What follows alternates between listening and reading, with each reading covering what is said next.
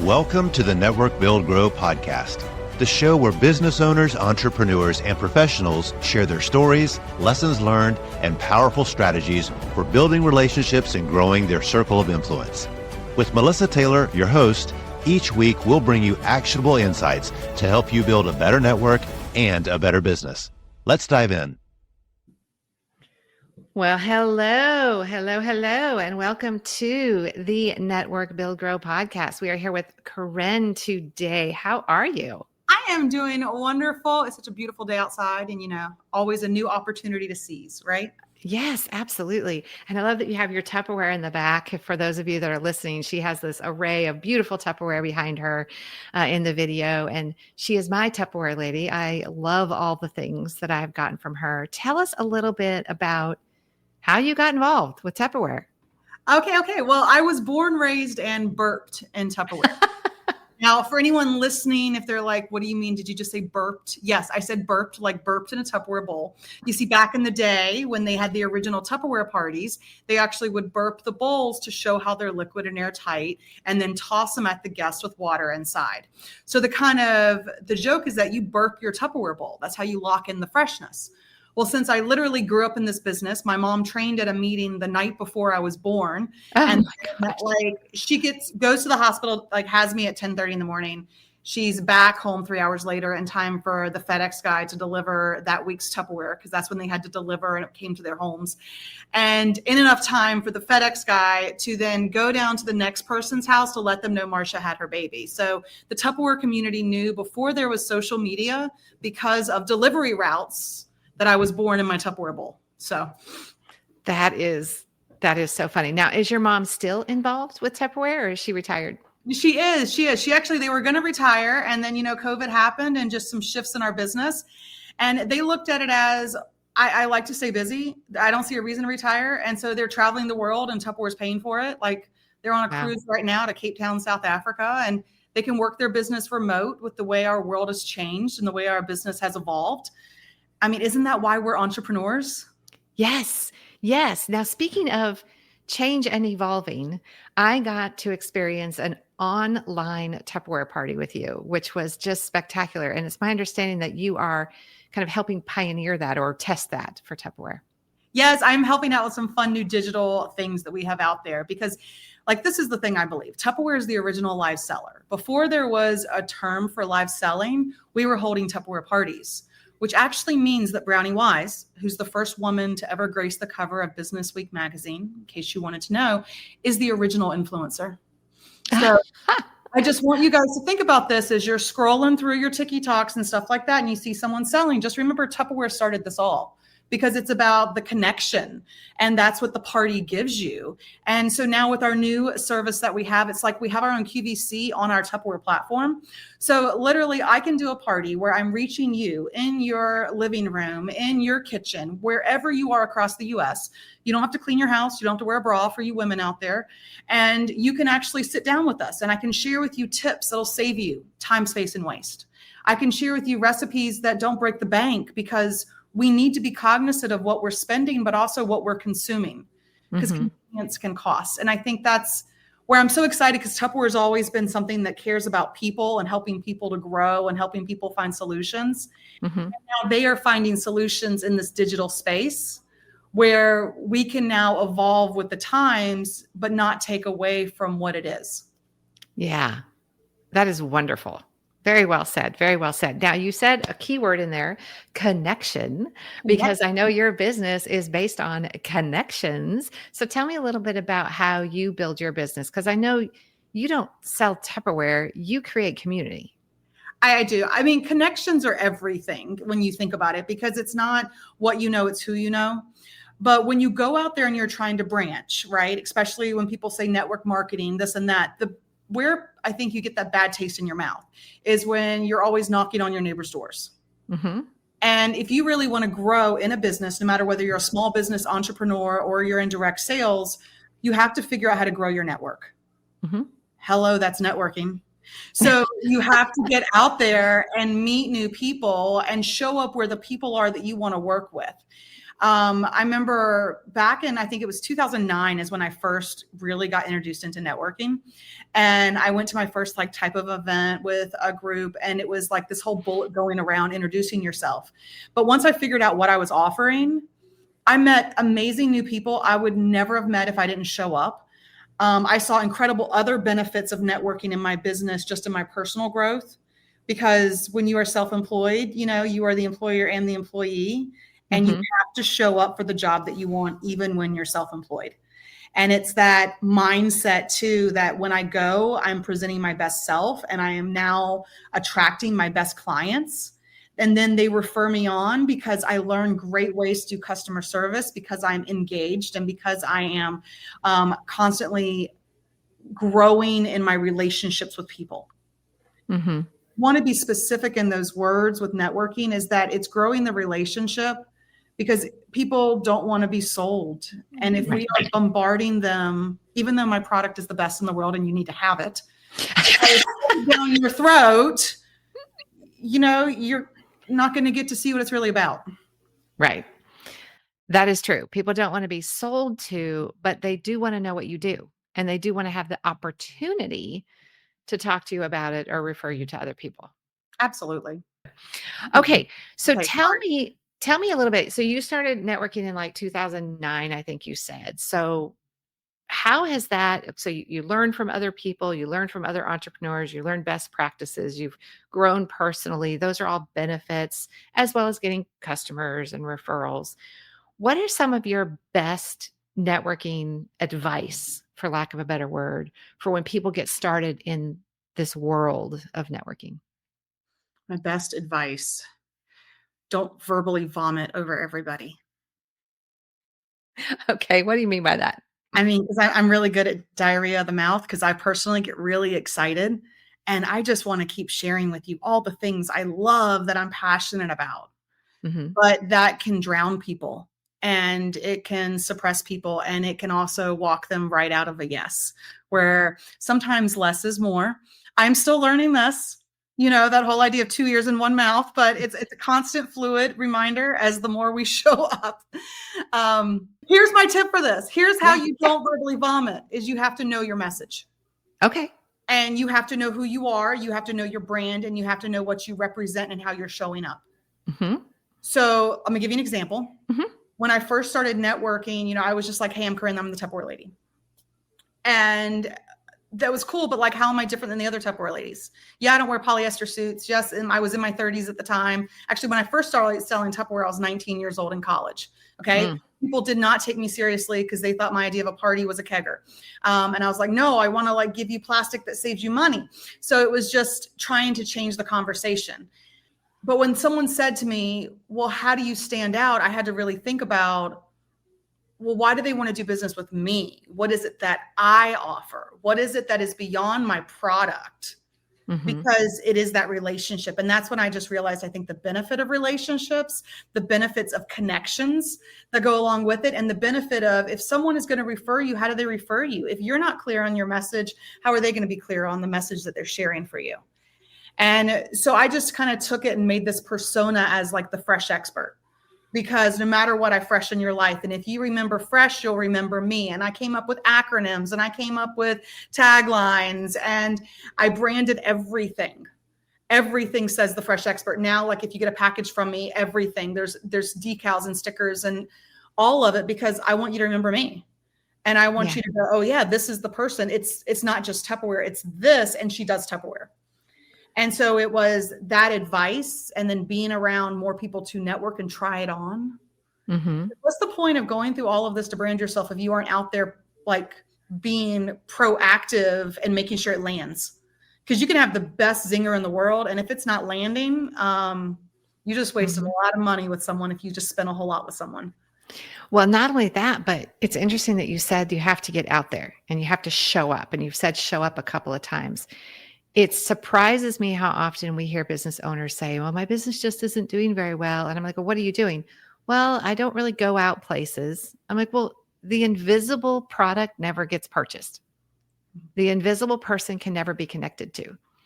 So when you say you've got to show up, you're not just talking about physically being there.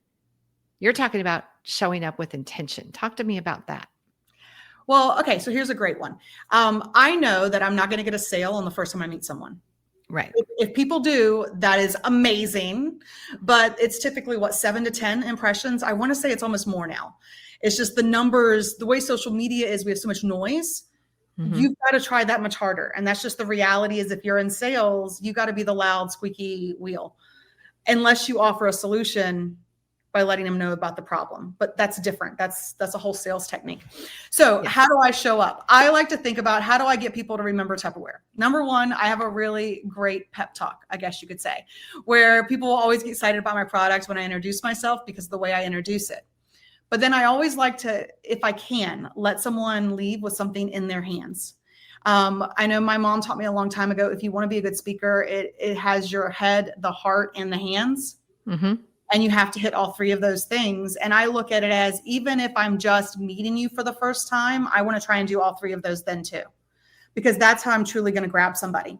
So I try and find something that is like relates to them, but that brings them back to me. Example, everyone loves to cook. Everyone loves a good recipe. Everyone loves a nice, fun seasoning blend. So what I try and do is think of like quarterly, what is the seasoning blend that I'm going to do? What is the recipe that goes with it? And how am I tying this into everything else I'm doing? Because it's purposeful. It's not that I'm just grabbing something and saying, hey, here's my card.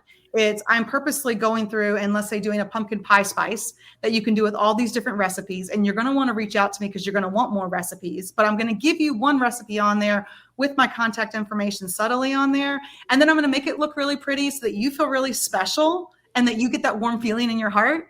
And then you're going to be like, oh my God, she's so nice. And she gave me something. And now I have psychological debt where I really hope you work with me later. That's so perfect. That's so perfect. If you're not watching the video, she's got this huge smile on her face and she's very excited. So that's wonderful. Now you also, you mentioned your pep talk, or some people call it an elevator speech. You say something that just cracks me up every time. You say, other than the burp thing, you say something about healthy plastic and metal for the microwave. What's that little thing that you say?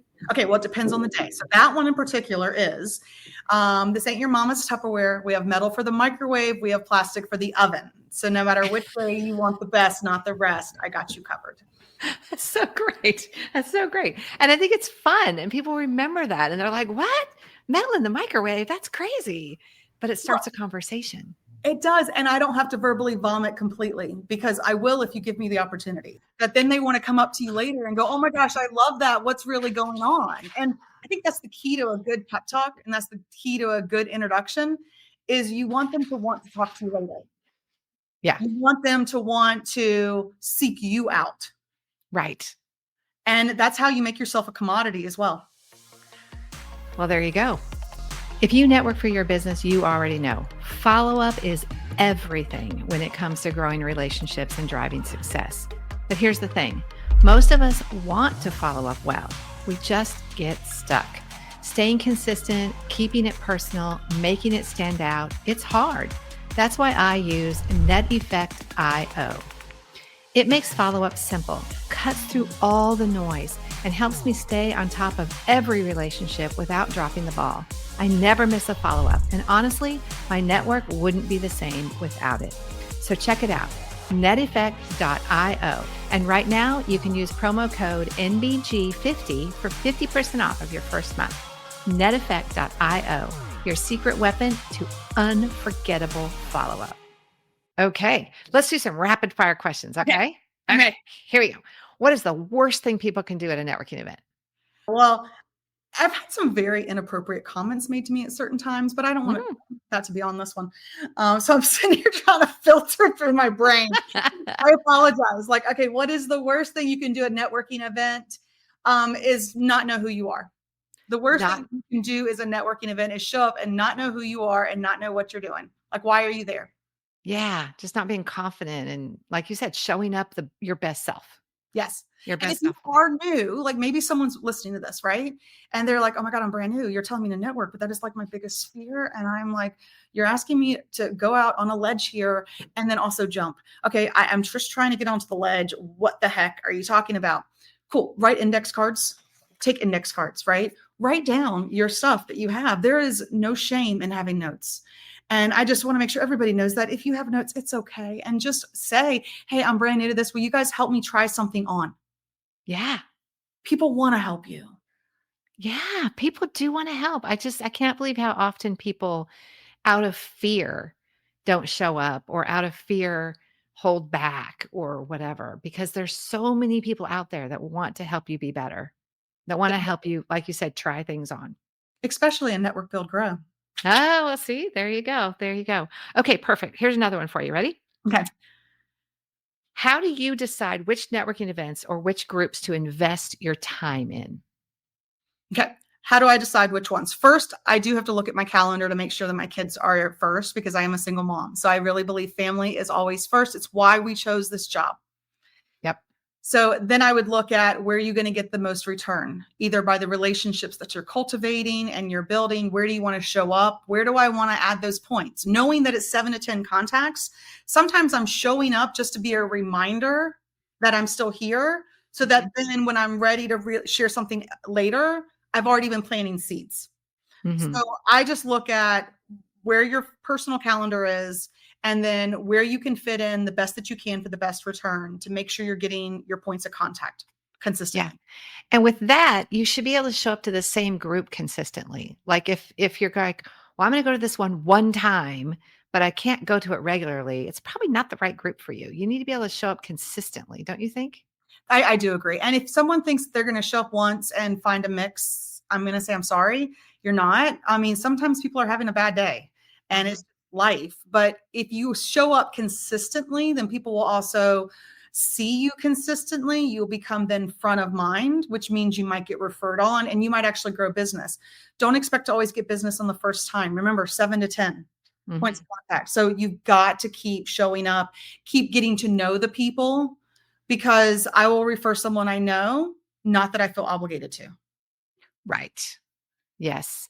And I always say that if you go with the expectation of a client or a referral from day one, you're just like premeditating your own disappointment.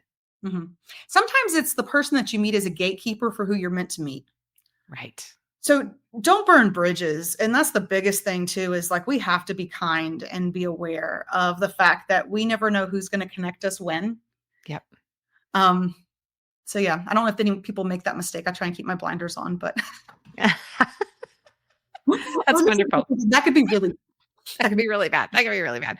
Okay. One more rapid fire question here. Okay. What's one way to add value to your network without expecting anything in return? Now, you did say you do the spice packets and some things like that, but if someone doesn't have like a spice packet to give out, what would be a way that they could provide value? Okay. Biggest one, show up to the huddles and be there as a way that you are giving, not receiving. I think that some of the best connections I've made is when I've just shown up and just happened to share something, or they happen to share something that then we started a conversation about later. So I don't know. This is actually a Tupperware term that we had, is we used to have meetings every Monday night when we'd have in-person events. Mm-hmm. We call them rallies. And you came to rally because it was to lift you both personally, professionally, but you also got your rewards for the week, and you got like new training for the next week's, right? You always showed up. There were times though that you didn't want to show up. So the point of this is there are times that you don't need rally, but there are times that rally needs you. Oh, that's good.